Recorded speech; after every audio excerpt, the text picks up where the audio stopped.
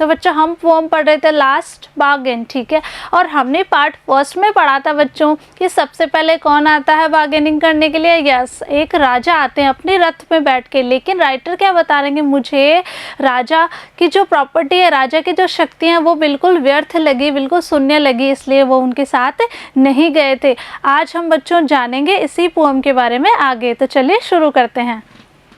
In the heat of the midday, the houses stood with shut doors। यानी बच्चों writer बता रहे हैं कि जो गर्मियों के दिन थे, ठीक है, तब सब दोपहर में क्या होता है, सब घर, जितने भी घर, उनके दरवाजे बंद थे। देखिए बच्चों हाउस, ठीक है।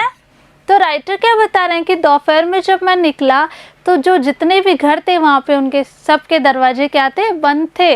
आगे देखते हैं। आई wandered along the crooked line. यानी मैं जो भी टेढ़ी मेढ़ी वहाँ सड़क थी बच्चों, गली बनी हुई थी, वहाँ क्या कर रहा था, इधर उधर घूम रहा था। And an old man came out with his bag of gold. और उसके बाद कौन आया बच्चों, ओल्ड मैन, यानी एक बूढ़े व्यक्ति आए।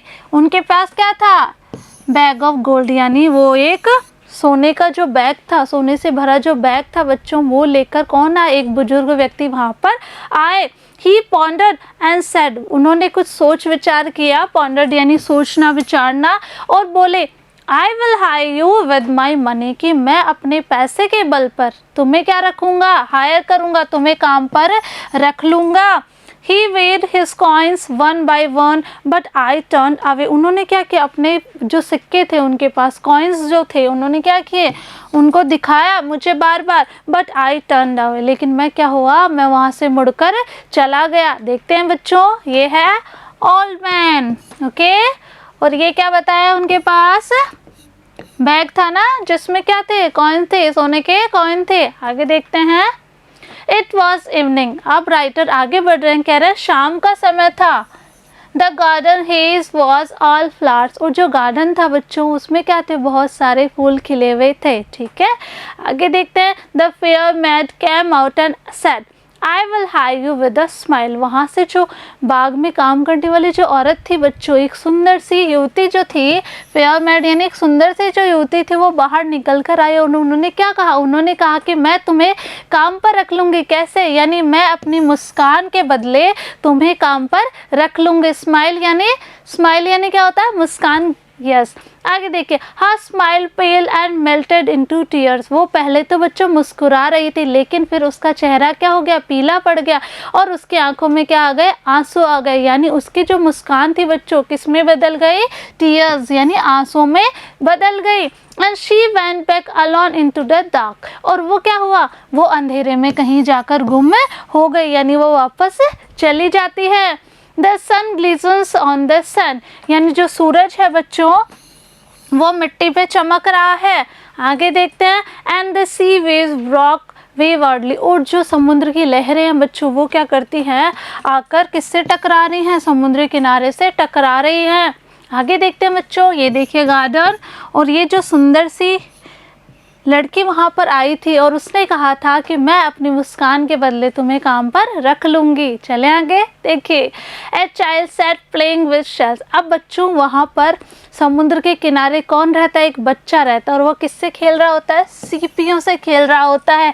ही raise his head and seem to know me and said. उसने अपनी गर्दन ऊपर की, ठीक है, और उसने मुझसे क्या कहा, जैसे कि वो मुझे जानता हो। उसने मुझसे क्या कहा, I hire you with nothing, कि मैं तुम्हें काम पर रखूँगा, लेकिन मुझे, मेरे पास तुम्हें देने के लिए कुछ भी नहीं है। From hence forward that bargain struck in child's play made me a free man. कि मैं उस बच्चे के साथ वहाँ पर खेलने लगा, और उसने मुझे क्या बता दिया, उसने मुझे एक फ्री मैन, उसने मुझे आज़ादी की कीमत समझा दी। किसने लिखी थी पोएम, रविंद्रनाथ टैगोर ने। तो बच्चों इस पोएम से हमें क्या मोरल मिला, कि चाहे सोना हो, चांदी हो, चाहे पैसे वाला हो, चाहे कुछ भी हो, अगर वो हमारे सेल्फ रेस्पेक्ट को खरीदने की कोशिश करते हैं तो हमें कभी भी उनकी बातों में नहीं आना चाहिए। तो रविंद्रनाथ टैगोर क्या कहते हैं कि पहले उनके पास कौन आया था, राजा आए थे। वो क्या चाहते थे, वो अपने शक्तियों के बल पर किसको दास बनाना चाहते थे? पोइट क्या बता रहे कि वो मुझे दास बनाना चाहते थे। उसके बाद कौन आया था? उसके बाद आया था ओल्ड मैन। तो उन्होंने क्या कहा कि मैं अपने पैसे के बदले तुम्हें काम पर रख लूँगा। तो जो पोएट है बच्चों, वो पोएट जो है हमें क्या मोरल दे रहे हैं? वो यही मोरल दे रहे हैं कि हमें कभी भी गलत काम नहीं करना चाहिए। जैसे ज़्यादा पैसे के लालच में या और किसी लालच में भी हमें आकर कभी भी गलत काम नहीं करना चाहिए।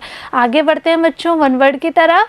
यस, ये है आपका ग्रामर सेक्शन। मैंने आपको पार्ट 1 में भी कुछ वर्ड दिए थे। आई होप आपने वो 1 वर्ड कर लिए होंगे। देखते हैं। A person who teaches students, जो बच्चों को पढ़ाते हैं, स्टूडेंट्स को पढ़ाते हैं, teacher.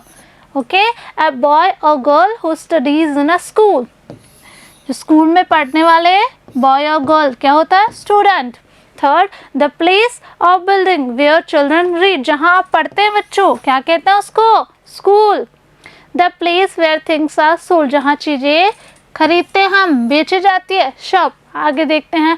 The place where Hindus worship, जहाँ हम पूजा करने जाते हैं बच्चों, क्या है? Temple.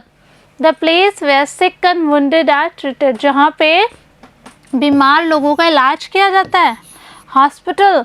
The place where a king और क्वीन लिव्स, एक जगह जहाँ पे राजा रानी रहते हैं। प्लेस, ध्यान रखना बच्चों, देखिए ध्यान से, ये है प्लेस, ठीक है?